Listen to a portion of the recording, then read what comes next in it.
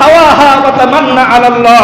নবী আকরাম সাল্লাল্লাহু আলাইহি ওয়াসাল্লাম বলেছেন, সাহাবীরা রে, এই জমিনের মধ্যে ওই ব্যক্তি সত্যিকার অর্থে বুদ্ধিমান, যেই ব্যক্তি নিজের নফসের কুপ্রবৃত্তিকে দমন করে, আখিরাতের কথা স্মরণ করে, আখিরাতের জবাবদিহিতার পথটাকে সহজ করে কিছু আমল তৈরি করে, আল্লাহর জমিনের মধ্যে এই মানুষটা সবচেয়ে বড় বুদ্ধিমান। সুবহানাল্লাহ। বুদ্ধিমান ব্যক্তির পরিচয় পাইছেন? এতে কি বলছে? আপনি ইঞ্জিনিয়ার হতে মানা নাই, ডাক্তার হতে মানা নাই, প্রকৌশলী হতে মানা নাই, আপনি বড় ব্যারিস্টার হতে মানা নাই, আপনি অনেক উঁচু মনের জাতির শ্রেষ্ঠ রাহবার জাতিকে পরিচালনা করার শ্রেষ্ঠত্ব চেয়ারে বসতে মানা নাই। মানা হচ্ছে, বলা হচ্ছে এখানে যেটাই করেন না কেন ওই কর্মস্থলে থেকে, স্বচ্ছ থেকে আখিরাতে যে আপনার জবাবদিহিতা করতে হবে, এই চিন্তা মাথা রেখে, এই কথাটা মাথা রেখে যারা দুনিয়াদারি ইতিমধ্যে আল্লাহর দাসত্ব করে, স্বচ্ছ দুনিয়াদারি করে, আল্লাহ নবী বলতেছেন আমার আল্লাহর জমিনের মধ্যে এই মানুষটা সবচেয়ে বড় বুদ্ধিমান। সুবহানাল্লাহ। এই মানুষটা কি সবচেয়ে বড় বুদ্ধিমান? কোন ব্যক্তি? যেই ব্যক্তি দুনিয়া দিয়ে কি তালাশ করে?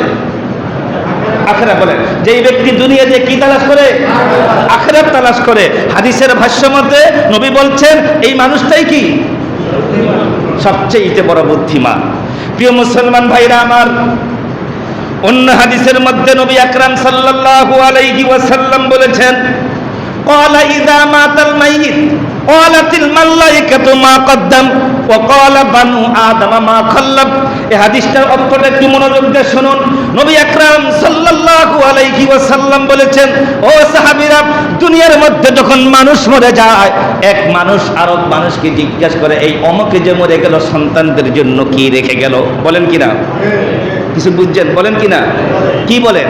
অমুকে যে মরে গেল সন্তানদের জন্য কিছু রাইখা গেছে কিনা? আমরা বলি কিনা? হ্যাঁ, আপনাদের এমন একটা কথাই ১৫০০ বছর আগে আমার রাসূলও সাহাবীদেরকে বলেছেন। ও সাহাবীরা, কি বলেছে শুনেন, আবারও বলে আরবিটা। ক্বালা ইযা মাতাল মাইয়িত ক্বালাতিল মালাইকাতু মা কদ্দাম ওয়া ক্বালা বানু আদম মা খাল্লাফ। আদম সন্তান যখন মরে যায়, এক মানুষ আরেক মানুষকে জিজ্ঞাসা করে, অমুকে যে মরে গেল, হায় হায় সন্তানের জন্য কিছু রাইখা গেছে কিনা? বলে কিনা ভাই?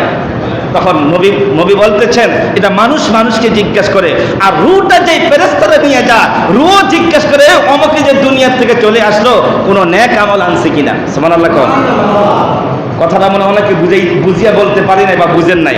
শর্ট কথাতে আবারও বলি, দুনিয়া মানুষ মরে গেলে একজন আরেকজনকে জিজ্ঞাসা করে সন্তানের জন্য কিছু রাখা গেছে কিনা, আর ফেরেশতারা জিজ্ঞাসা করে দুনিয়া থেকে কিছু আনছে কিনা।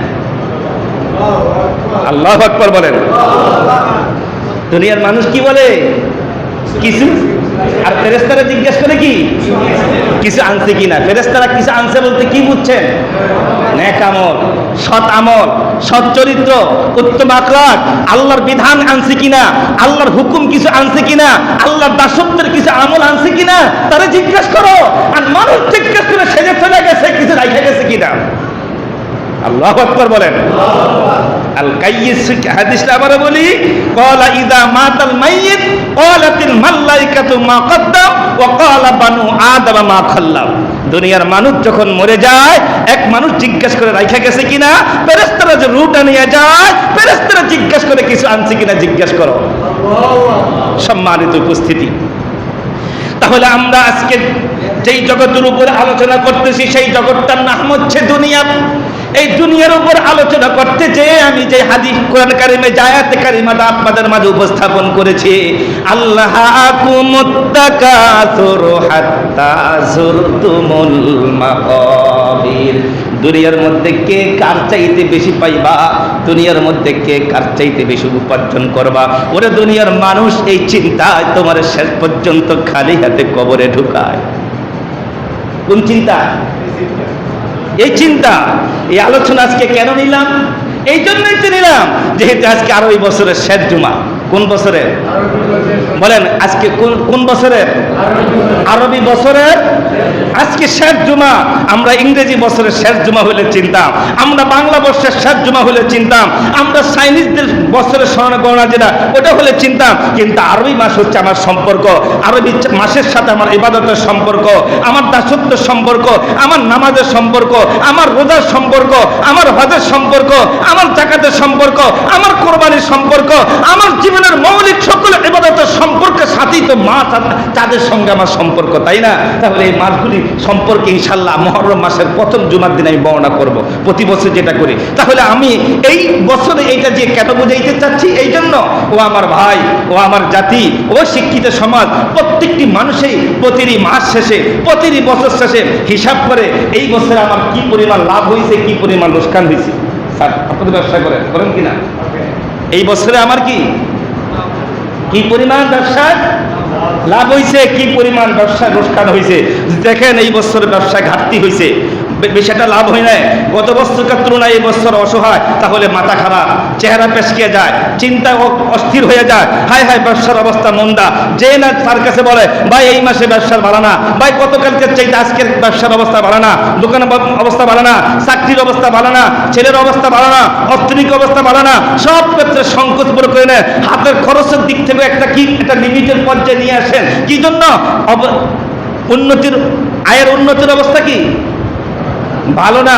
এটা যেরকম অস্থির করে একবারের জন্য আপনি ভেবেছেন, এবং ভালো না, এই ভালোটাকে আবার সচ্ছল করা যায় কিভাবে, এই ভালোটাকে কি সচ্ছল করা যায় কিভাবে, এই ভালোটাকে আবার বেগবান করা যায় কিভাবে, এই ভালোটাকে আবার চাঙ্গা করা যায় কিভাবে, এই জন্য চিন্তা করেন, ফিকির করেন। প্রয়োজন বোধে তাবিজ নেন, প্রয়োজন বোধে পীরের কাছে যান, প্রয়োজন বোধে ব্যবসা আরবটা খোলেন, প্রয়োজন বোধে অন্য ফিকির করেন, প্রয়োজন বোধে যেভাবে হোক আমার আগামী বছর অর্থনৈতিকভাবে আমার এই বছরের সাথে ভালো হতেই হবে, এই চিন্তা যেরকম মাথায় রাখেন। একবারের জন্য চিন্তা করেছেন গত বছর চাইতে এই বছর আমি নফল ইবাদত করতে পারছি কিনা, কোরআন তেলাওয়াত করতে পারছি না, কত ওয়াক্ত নামাজ আবার এই বছরে ছুটে গেল, কতটা রোজা আমার ছুটে গেল, আরো ইত্যাদি ইবাদতের যেই রূপগুলি আছে এগুলি আমার কাছ থেকে পরিবর্তন হয়েছে কিনা, লোপ পাইছে কিনা, না বৃদ্ধি পাইছে। ও আমার জাতি, ও আমার ভাই, বছর তো শেষ হইয়া যাচ্ছে। কোন বছর শেষ হইয়া যাচ্ছে জানেন? হ্যাঁ, ওই বছর শেষ হইয়া যাচ্ছে আপনার জন্য আপনার মালিক যেই পরিমাণ রাত, যেই পরিমাণ দিন, যেই পরিমাণ ঘন্টা, যেই পরিমাণ পূর্ণিমা, যেই পরিমাণ অমাবস্যা রেখেছেন, এগুলি এই নির্দিষ্ট আকারেই কিন্তু শেষ হইয়া যাচ্ছে। একবার আপনি চিন্তা করেন নাই, একবার যদি আপনি চিন্তা করেন নাই যে আপনার নির্দিষ্ট হায়াত থেকে যে রায় তার বছরগুলি শেষ হইয়া যাচ্ছে, মাসগুলি শেষ হইয়া যাচ্ছে, আমার আমলের কি অবস্থা, আমার তাহাজ্জুদের কি অবস্থা, আমার কোরআন তেলাওয়াতের কি অবস্থা, আমার পাঁচ ওয়াক্ত নামাজের কি অবস্থা, আমার নফল ইবাদতের কি অবস্থা, আমার দান সদকার কি অবস্থা, গত বছরকার চাইতে এই বছর বাড়াইতে পারছি কিনা, এই চিন্তায় কখন আমাকে একদিনের জন্য অস্থির করে না। অস্থির করেছে কোনটাকে? আমি গত বছর চাইতে এই বছর টাকার ইনকাম বাড়াইতে পারছি কিনা। আমার কথার সঙ্গে কি আপনাদের ব্যক্তি জীবনে, আপনাদের বাদ দেন, আমারটাই বলি, আমার ব্যক্তি জীবনের সাথে মিল নাই। হাই হাই অস্থির হয়ে যায় এই বছর কিভাবে টাকা কামানো যায়। গত বছর কাছে এই বছর টাকা কম হয়েছে, এই জন্য আমার মাথার ভিতরে কিলিবিলি করে। আপনাদের কি অবস্থা হবে আমি জানি না। সম্মানিত উপস্থিতি, সেই কথাটাই তো আল্লাহ পাক বলছেন, আল্লাকুমুত তাকাতুর হাত্তা যুরতুমুল মাকাবির। কে কার চাইতে বেশি উপার্জন করবা, এই চিন্তা, এই ধান্দায়, এই নেশায়, এই আকাঙ্ক্ষায় ওরা মানুষ শেষ পর্যন্ত খালি হাতে, শূন্য হাতে, নিঃস্ব হাতে এই দুনিয়া থেকে তোমাকে শেষ পর্যন্ত আলমে বর্জক 3 নম্বর জগতের মধ্যে খালি হাতে ঢুকায়। বলেন কোন হাতে? কয় নম্বর জগতে?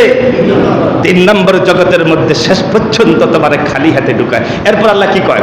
কাল্লা সাউফা তা'লামুন।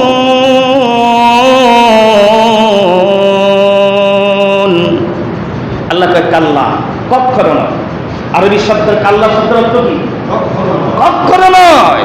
কাল্লা সাউফা তা'লামুন, কখনো নয়, অতি শীঘ্রই তুমি তোমার পরিণতির কথা জানবা। সকলেই বলেন আল্লাহু আকবার। কে বলছে?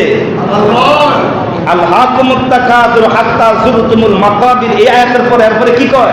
কাল্লা সাউফা তা'লামুন। আরবিতে বলা হয় কাল্লা, কখনো নয়। হে মানুষ, তুমি জেনে রাখো, কখনো নয়, অতি শীঘ্রই দুনিয়ার এই কর্মফলের তুমি যা কিছু করেছো, এই দুনিয়ার সকল কর্মফলের প্রতিফলন, সমস্ত কর্মফলের প্রতিদান তোমার হাতে দেওয়া হবে। সেদিন বুঝতে পারবা তোমার সঙ্গে কি ব্যবহারটা করা হয়। আল্লাহু আকবার বলেন। কথাটা কাল্লা সাউফা তা'লামুন, কখনো নয়, অতি শীঘ্রই তুমি তোমার পরিণতির কথা জানবা। বিশ্বাস করেন না? তাহলে কোরআন খুলে দেখেন আমি যা বলছি সত্য কিনা।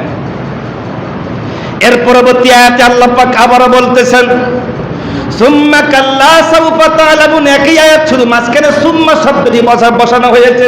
মাঝখানে কি? দুইটা আয়াত কিন্তু পরপর একই। বলেন দুইটা আয়াতের পরপর কি? একই, মাঝখানে শুধু বসানো হয়েছে কি সুম্মা শব্দের অর্থ হলো অতঃপর। আরবিতে সুম্মা শব্দের অর্থ হলো অতঃপর। আল্লাহ আবারও বলছে অতঃপর তোমারা আবারও শুনিয়ে দিচ্ছি, সুম্মা কাল্লা সাউফা তা'লামুন, কখনো নয় অতি শীঘ্রই তুমি তোমার পরিণতির কথা জানবা। আল্লাহু আকবার বলেন। আপনি যখন আপনার ব্যক্তিগত কোনো কাজ, কোনো সার্টিফিকেট, কোনো কাগজপত্র, কোনো টাকা পয়সা আপনার সন্তানের হাতে তুলে দেন, এই সাবধানে যাইস, এদিকে এদিকে, কি জন্য বাবা? আবারও বলছি সাবধানে যাইস। কথা বলেন কিনা? গুরুত্বর যদি কোনো বুঝে, আল্লাহ পাক সেই কথাটা দুইবার বলছেন, কাল্লা সাউফা তা'লামুন, কখনো নয়। ভাগ্যে পড়ে দেখবেন স্যার, ভাগ্যে সেরা তাকাসুর করে দেখবেন আমি যে বলছি মিল আছে কিনা। অনেকের মোবাইলে কোরআন অর্থ সহকার আছে। কাল্লা সাউফা তা'লামুন, কখনো নয় অতি শীঘ্রই তুমি তোমার পরিণতির কথা জানবা। সুম্মা কাল্লা সাউফা তা'লামুন, আল্লাহ আবার কয় অতঃপর তুমি কান খুলে শুনে রাখো আমার জাতি। আল্লাহ কয় এই কান খুলে শুনে রাখ, অতঃপর কখনো নয়, তোমার আবারও বলছি অতি শীঘ্রই তুমি তোমার পরিণতির কথা জানবা। আল্লাহু আকবার।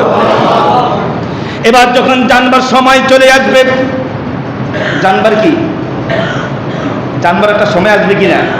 সময়টা কোন সময়? মৃত্যুর সময়। বলেন সময়টা কোন সময়? এবার যখন জানবার সময় চলে আসবে, মৃত্যুর দূত আজরাইলের চেহারাটা যখন দেখে ফেলবে, তখন বান্দা আজরাইলের সাথে কথা বলবে। মৃত্যুর আগে দিয়ে আল্লাহ বান্দা আজরাইলের সঙ্গে আবদার করবে, যে আবদারটা করবে, যেই কথাটা বলবে, তাম দুনিয়ার মানুষগুলিকে আজরাইলের সঙ্গে দেখা করবার আগেই সচল থাকা অবস্থা আল্লাহ সেই কথাটা কোরআন কারীমের মধ্যে জানিয়ে দিয়েছে। সুবহানাল্লাহ বলবেন। কই জানাইছে?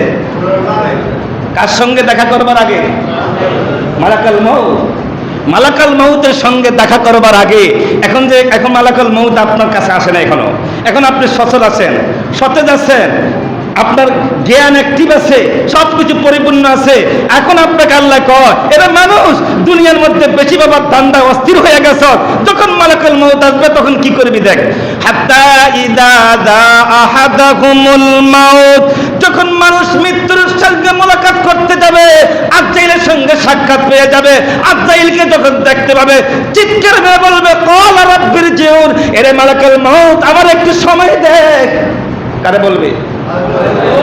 কারে বলবে? কি বলবে? আমার একটু সময় দে। ক্বালা রাব্বির জিউন, আমাকে পুনরায় একটু সময় দে। মালাকুল মউত বলবে কি করবি বলো, কি কাজের জন্য সময় দিব? এবার বান্দা বলবে লাআল্লি আমালু সালিহান ফিমা তারাকতু, কাল্লা ইন্নাহা কালিমাতুন ওয়া কাইলুহা ওয়া মিন ওয়ারাইহিম বারযাখুন ইলা ইয়াউমি ইবআসুন। আমি ভালো কাজ করব, নেক কাজ করব, সৎ কাজ করব, আল্লাহর বিধান দিয়ে আমি আমার জীবন সাজাবো, আল্লাহর রঙে রঙিন হব। আমি দুনিয়ার আর কোনো বান্দামি করব না, ইফতারি করব না, অসৎ পথে চলবো না। মালাকুল মউত রে আমার একটু সময় দে রে মালাকুল মউত, তোমার চেহারাটা বিভীষিকাময় দৃশ্য আমি সইতে পারতেছি না। বান্দা এরকম কাঁপতে থাকবে আর বলতে থাকবে এরে মালাকুল মউত আমার একটু সময় দে, এরে মালাকুল মউত আমার একটু সময় দে। আরেক জায়গার মধ্যে এবার মালাকুল মউতের ঘুষ হাতে, আমাকে বলবো ঘুষ, কোরআনে ভাষা এরকম বলে নাই, কিন্তু আমি বলতেছি মালাকুল মউতের হাত দেখেছি। ডলার, টাকা, বাড়ি, গাড়ি, উপার্জন, দেশে যা রাখছে, বিদেশে যা রাখছে, লুকায়িত যা রাখছে, সব কিছু মালাকুল মউতে দিবে। কোরআন বলছে বিশ্বাস হয় তাহলে আপনার আয়াত সূরাতুল জুমার একটা আয়াতে কারিমার মধ্যে আল্লাহ বলছে, না জানে সূরা মুনাফিকের একটা আয়াতের মধ্যে আল্লাহ বলছে ইয়া আইয়ুহাল্লাযীনা ওয়া আনফিকু মিম্মা রাযাকনাকুম মিন ক্বাবলি আইয়াতি আহাদাকুমুল মাউত। হে মানুষ তোমরা আল্লাহর রাস্তায় ব্যয় করো মালাকুল মউত আসার আগে। কার রাস্তায়? আল্লাহর রাস্তায়। বলেন কার রাস্তায়? আল্লাহর রাস্তায় ব্যয় করো। কে আসার আগে? কে বলছেন কথা?